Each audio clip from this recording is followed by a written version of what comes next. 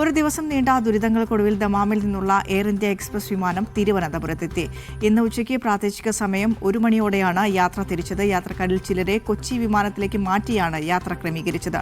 ഇന്നലെ രാവിലെ പോകേണ്ടിയിരുന്ന വിമാനമാണ് 32 മണിക്കൂർ വൈകി ഒടുവിൽ യാത്രയായത്. യാത്രക്കാരെ വട്ടം കറക്കി ഇന്നലെ റദ്ദാക്കിയ ദമാം തിരുവനന്തപുരം വിമാനം ഒടുവിൽ യാത്രയായി.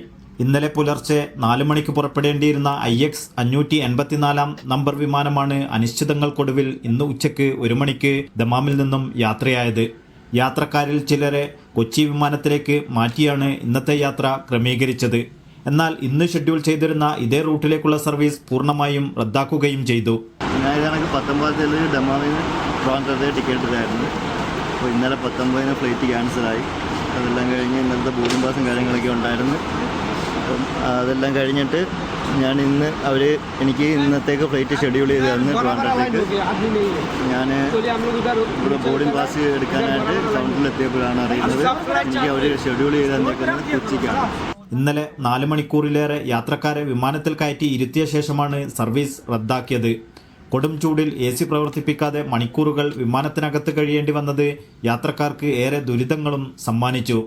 ഇത് ഒടുവിൽ പ്രതിഷേധത്തിനും ഇടയാക്കി. ഞാനിന്ന് രാവിലെ 4 മണിക്ക് ഫ്ലൈറ്റ് പോകേണ്ടതായിരുന്നു. അത് ആദ്യം 7 മണിക്കൂർ ഡിലേ ആയി 15 മണിന്നാക്കി. പിന്നെ അത് കുറേ നേരം എന്തൊക്കെ ടെക്നിക്കലെന്ന് പറഞ്ഞ് ഫ്ലൈറ്റിനകത്ത് കുറേ നേരം ഇരുന്നു. അത് 3 മണിക്കൂർ കഴിഞ്ഞ് പുറത്തിട്ടു.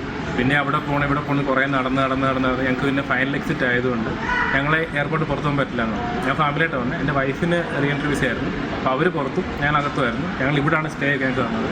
ഈ കാണുന്ന ഷെയറിലൊക്കെ ഞങ്ങൾക്ക് സ്റ്റേയും കാര്യങ്ങളും.